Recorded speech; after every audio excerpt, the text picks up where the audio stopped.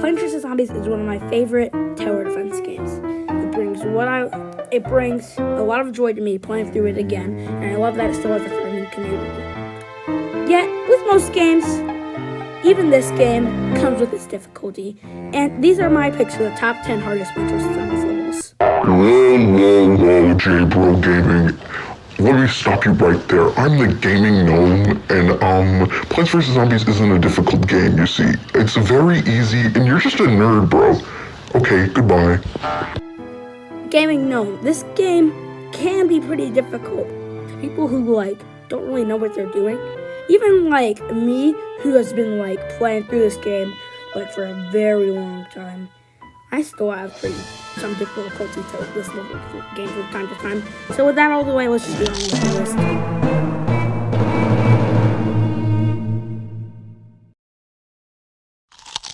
No! At the beginning of my list, I have 3-7 at number 10. This level is not too difficult, but it can present a bit of a challenge for a beginner. When you begin the game, at this point in the game, you won't really have that many very strong plants.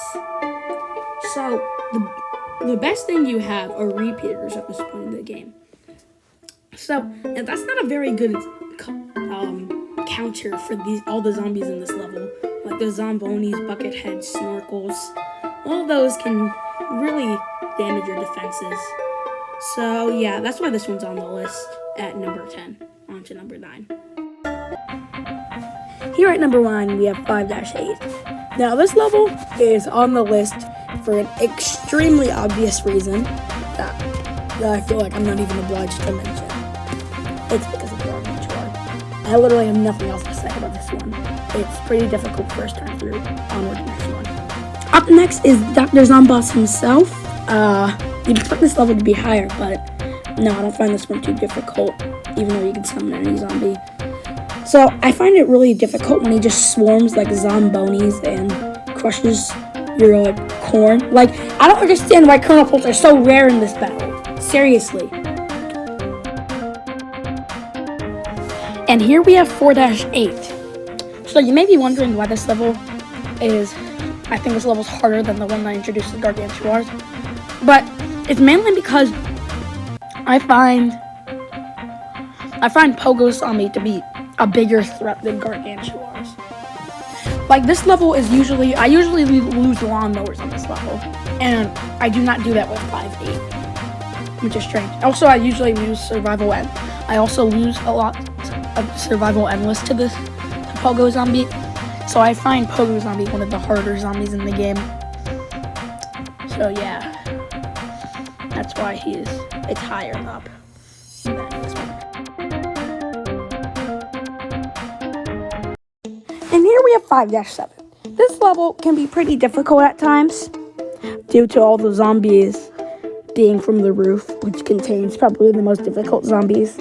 The bungees and the catapult can be difficult to deal with, plus the ladders can also be nerve-wracking to have any pumpkin strategies.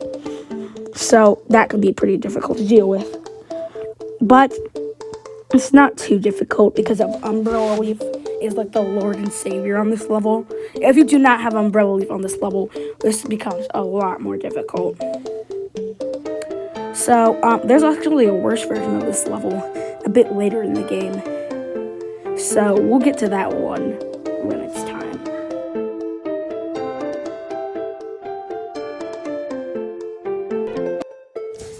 Here we have 2-7. This is actually the only level in the first 2 worlds I have on my list. So this one is actually pretty difficult.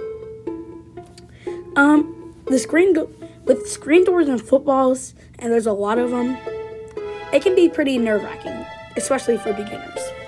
The screen doors aren't too bad, but the footballs are really annoying.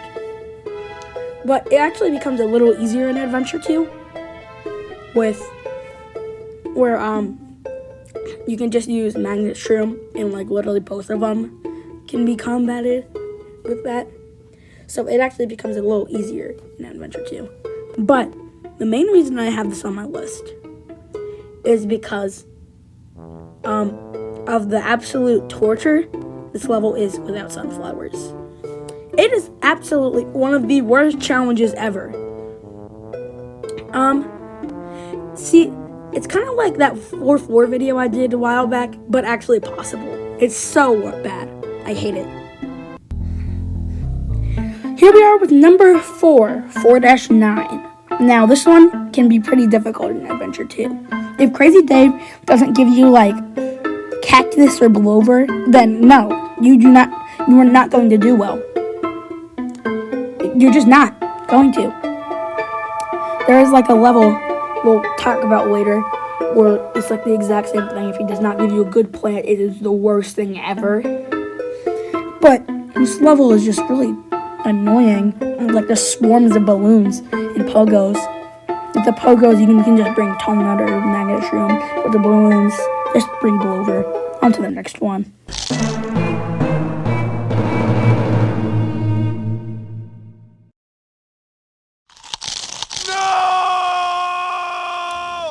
What's one of the worst combos in Plants vs. Zombies you can think of? If you guess something like along the lines of football and pogo, then welcome to 5-4.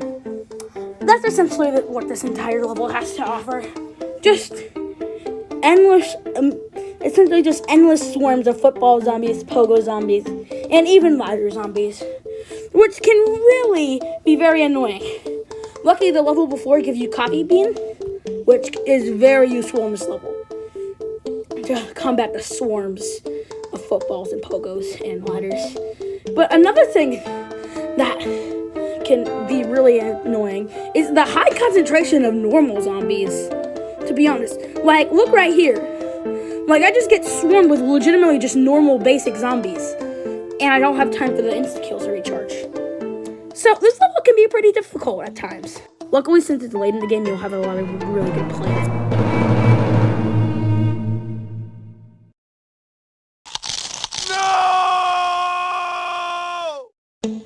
Well, legitimately, everyone watching this video expected this one. 5-9 is at this point, you'll have pretty good plans, but that's still not going to help very much. This level is killer because of the amount of zombies it has. It has the most amount of zombies in the entire game in one level. And it has the most annoying zombies in the game in one level. It's just really annoying. Especially whenever you have, like... Okay. So imagine you a scenario. You have a Gargantuar, a Catapult, a Jack-in-the-Box zombie, a ladder, and a bungee, all in the same row, just ravaging that lane. Like, there's nothing you can do about it. Also, the Gargantuar spawning can be really ridiculous. Anywhere from 3 to 5 can spawn, and it's random how many you get. Also, but the gloom strategy I'm using is really overpowered. So that's why this one is at number 1. Before we head to number 1 on this list, I have a couple of quick honorable mentions that aren't really too difficult, but they can be nerve-wracking. These levels are 4-7, which I originally had on this list, but replaced with 4-9. 3-9, which, to be honest, I think this one and 3-7 could be interchanged. They're both around the same difficulty, but I just chose 3-7 over it. And 4-3, which is the level that introduces Balloon Zombie. I don't find it as bad as the level that introduces Gargantuar and Pogo, but Balloon Zombie is absolutely the worst. So let's just get on to number 1.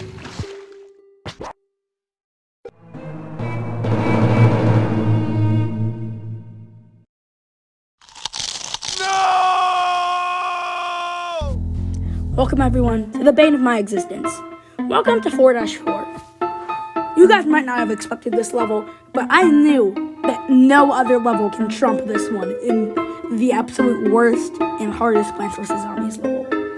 I hate this level with every fiber of my being. It is just... On Adventure 1, to be fair, I don't even think it would be in top 10 in Adventure 1. But Adventure 2, no. Just no.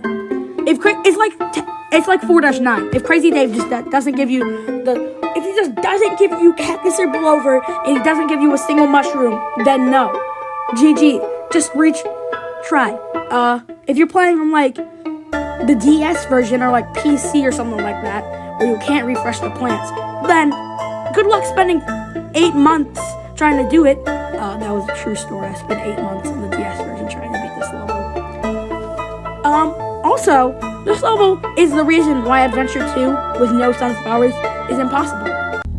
It's you already saw the video. If you did, you'll know why. All of these reasons add up to why 4-4 is the hardest Plants vs. Zombies level. To be fair, when I was stuck on this level on the DS version, I was only like 7, so I was a big noob. So, what did you guys think of my list? Let me know what you guys think the hardest Plants vs. Zombies levels are. And I'll see you guys in the next video. Bye.